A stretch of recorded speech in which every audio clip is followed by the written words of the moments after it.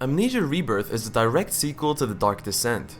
Unlike A Machine for Pigs, it has stronger ties to the original game, although you won't be in the same setting or playing as the original protagonist.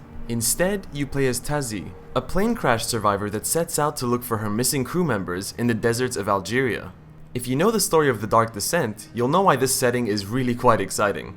Don't worry, in this video I'm gonna refrain from talking and showing any of the more interesting aspects of the narrative in this game, because there are a lot of really cool things at play here that are best discovered if you play the game blind. Rebirth is similar to The Dark Descent in a lot of ways, however very different at the same time. Like the developer's previous game, Soma, Rebirth is filled with a lot more narration by her character. She'll voice her thoughts and comment on notes after you read them, all with fantastic voice acting. If only I had a lantern or something. I feel so much better in here. Because of this, I found that there wasn't a constant feel of existential dread like there is in The Dark Descent, but that trade-off comes with a very intriguing story. There are some beautiful environments, intriguing concepts, and an overarching story that kept me on the edge of my seat. The Dark Descent had a great story too, but it did manage to scare me just a smidge more. That's not to downplay Rebirth's horror sections.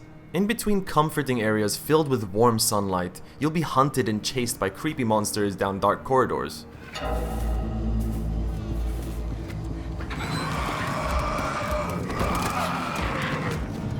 The designers did a great job at constantly playing with your expectations of when they'll appear, and tricking you into undesirable positions. And the sound design helps bring it all to life in a terrifying way.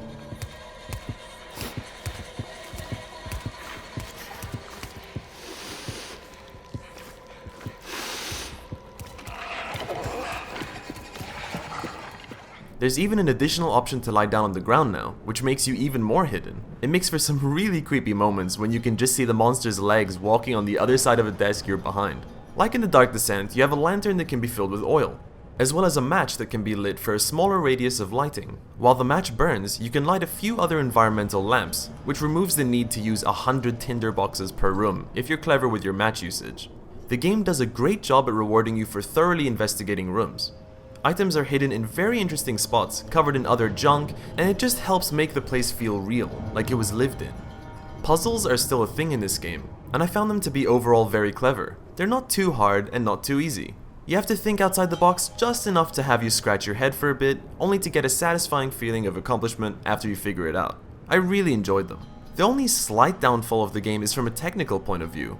Sometimes the graphics look a bit dated, and there are limited FPS and audio options, but those are very minuscule complaints. Overall, I think it's a great sequel, with just the right amount of familiarity, while at the same time bringing loads of really cool new concepts to the game. There are tons of great surprises that I didn't want to showcase, so if you like the idea of a horror game that's heavy on narrative, with some superb voice acting and set pieces, I highly recommend playing Rebirth. Thank you for watching, everybody. If you enjoyed the video, please don't forget to like, subscribe, and hit the bell. And if you want to pick up the game for yourself, there's a link in the description to do so. My name is Mr. Wooden Sheep, and I'll see you next time.